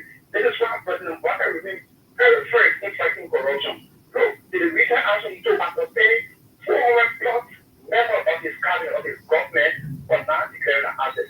And they gave them one more ultimatum. If you cannot declare an asset, you will be dismissed from government. International partners who are his colleagues, right? International friends are trying to bring in and giving, applause for something. High position by the president of a country. So the people who say that the president is not fighting corruption, he's not taking charge of some of those situations. No, the president is creating a space for independence. This is why you see now, is every government sector is nobody will ask them why you can't do what body get before. There is a space for All right. Because corruption here, people don't take because there were some weekends there. But now NC has the space to work, and the president has given them the authority, to function for the reasons why. So that is the reason. That is the reason your partisans went into the headquarters to intimidate, harass, corner them. No, but that was wrong. They politicized the atmosphere. That shows that the LACC is toothless on a boycott. Thank you, Hussein. No, they are carrying on nothing significant. They just hear and send people back home. That's all. Thank you, Hussein. Have a nice Monday. Hello. Let's hear you. Your name and where you call from. You are on the air, Chief. Let's hear you.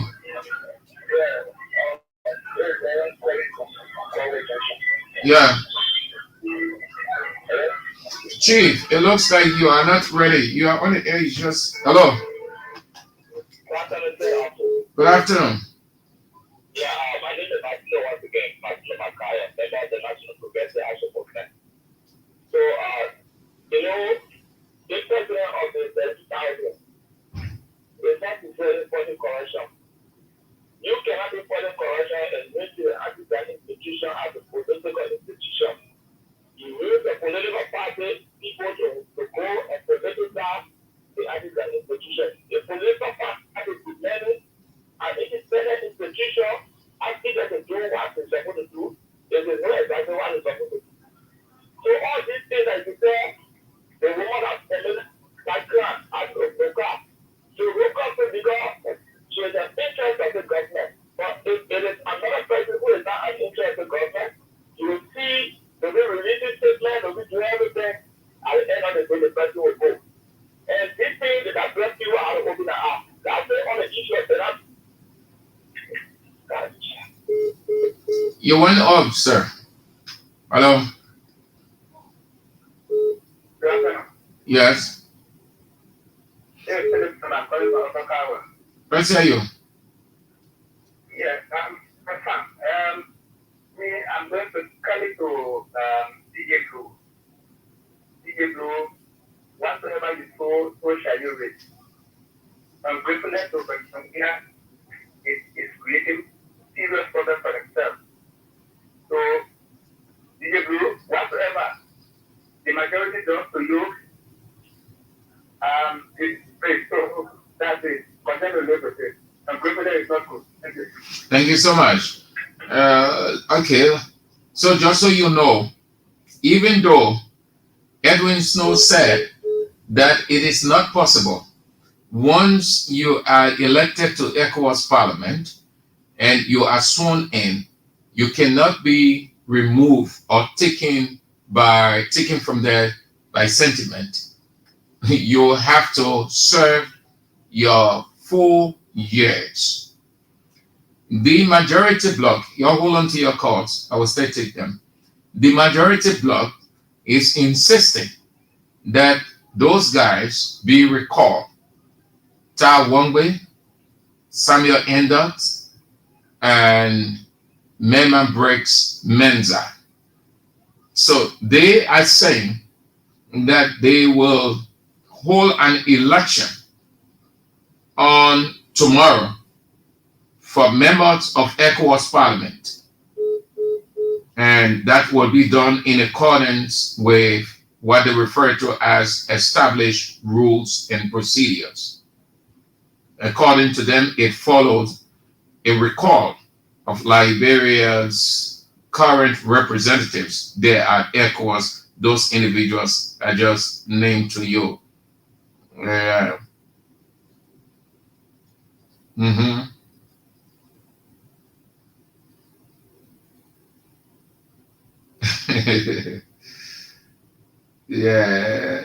The James Colette guy, man. That Richard called me, man.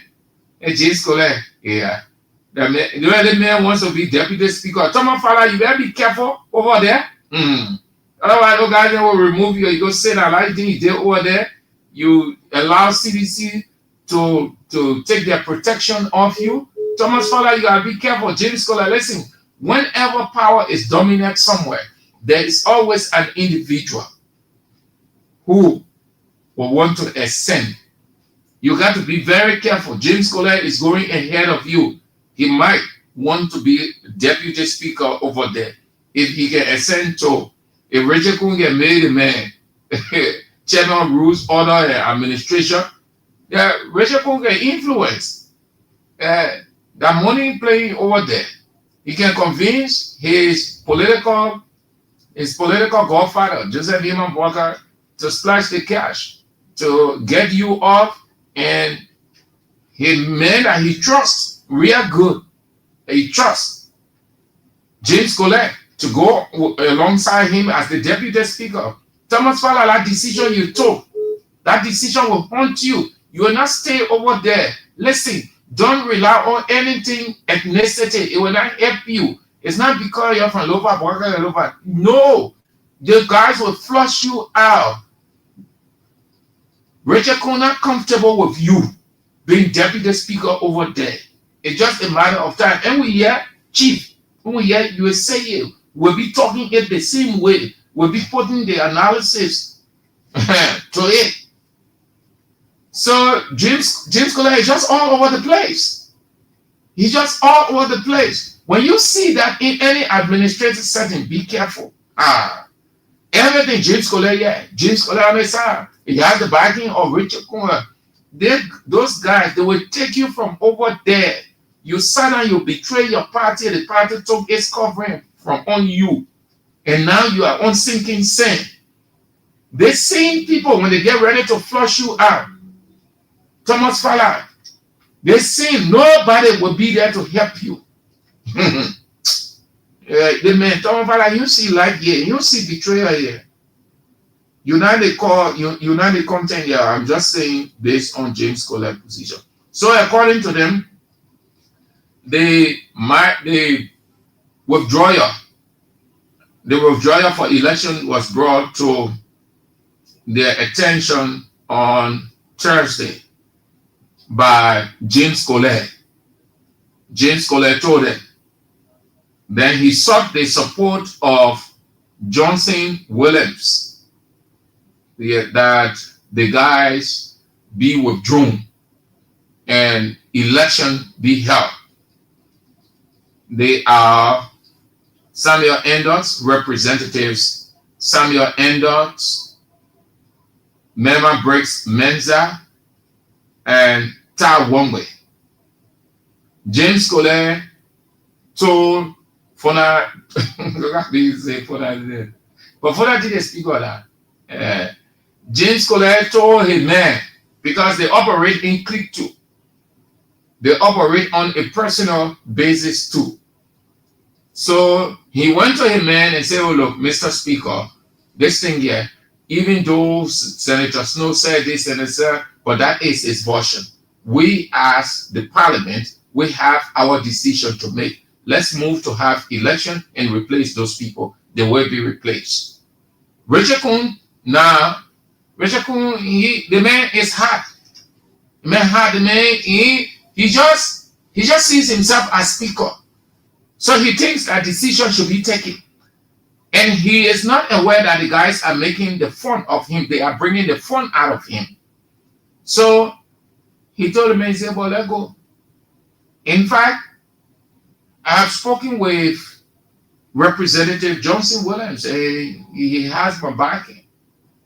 So it was based on James Collette's request that the guys move to have an election on tomorrow to elect the lawmakers who will replace these people according to them. James Collette, Thomas Fowler, sit down over there. And you say you stoop t-shirts, sit down there. The next thing they will move you from over there, you will be mayor representative. Take it. I'm not prophesying you, but I'm referencing the indicators. Just as you betray your party, Thomas Fowler, and nobody should call on Thomas Fowler. The issue is not about Thomas Fowler. I'm just saying something based on what I'm observing within that room called majority bloc. with James Colette at the head of everything with the support of Richard Kuhn. When the dust is settled, James Colette wants to move from that place called Chairman on Rules, Order and Administration to Deputy Speaker. James Colette is the bully and confidant of Richard Kuhn. Richard Kuhn is not comfortable with Thomas Fowler. Thomas Fowler seems to rely, or he thinks that his support based on the ethnic aspect that he's from Lower County, worker from Lower County. He knows that raw politics, divisive politics, demonic politics, whether you're from the same country or not. One speaker of Kofa, there you go. Once that boogeyman called speaker don't want you will move on that chief. It's just a matter of time. You will say that you regret it. You say, if I knew, I was going to stand. You know why the guys pressure you? You know that you never went down there voluntarily, Thomas Fowler, and you and I know that the guys pressure you because they were looking for legitimacy. Had you insisted and you remain with the minority bloc, you know that those guys would never ever have had any substance or worth. You know that Thomas Fowler. That's why when you went there, you say, oh, you went there to reconcile because you didn't have anything legitimate, anything convincing to say. The time is coming, Thomas Fowler. They will move you from over there as deputy speaker.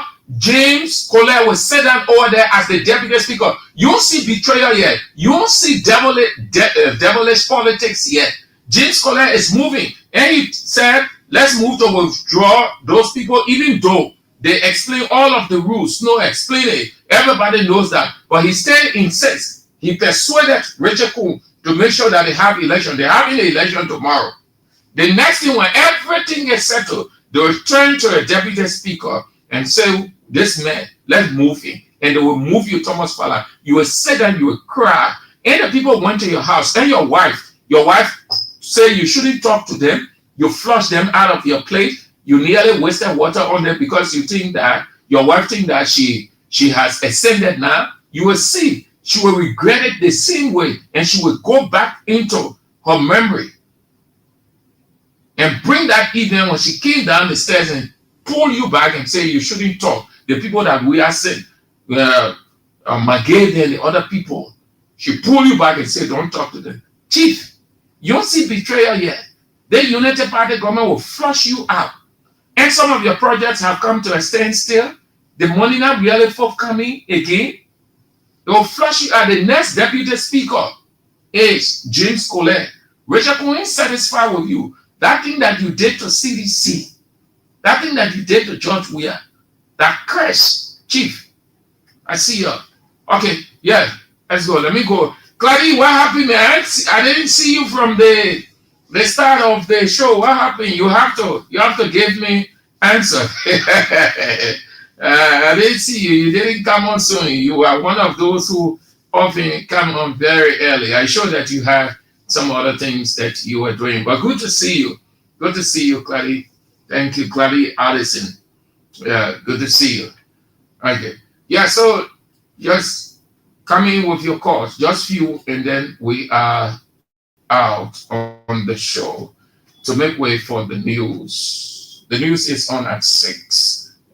Hello. Yeah, like anyone will go afternoon or evening, or we headed to the evening hours. Anyway. Yeah. Thank you very much for all of this. It is such an honor day.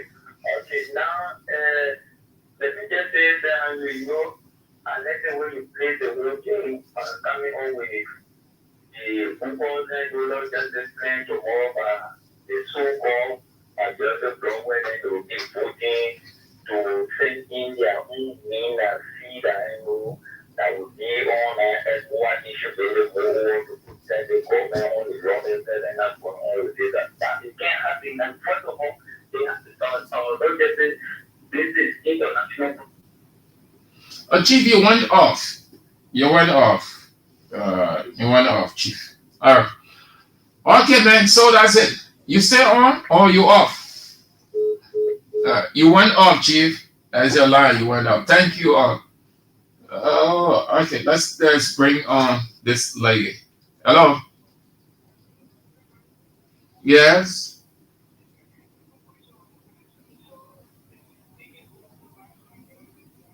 Yeah.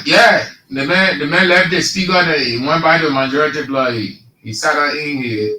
Yeah, he alone can sit down in 2 chairs. The man left. The man come out there. He complaining. He said the product gave him money for his district, Montserrado County. His friend get money. He ain't get nothing. Yeah, the man he went by now. He said everything was going to be okay. So he moved from behind the speaker. He go back to the majority block. Then he complaining and he said they gave them money to develop the district, but he ain't get nothing. He own the district. People complaining too.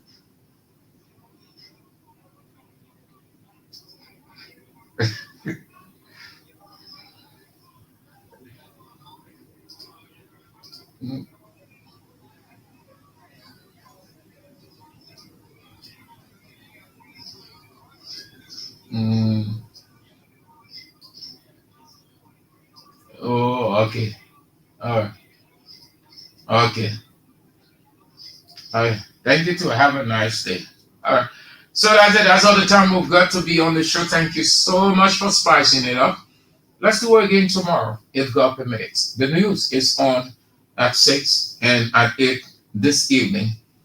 Face the issues with AB. You don't want to miss it. Teacher Light is going to be fascinating as usual. Thank you ever so much. I'm Sam Andrews. Shalom.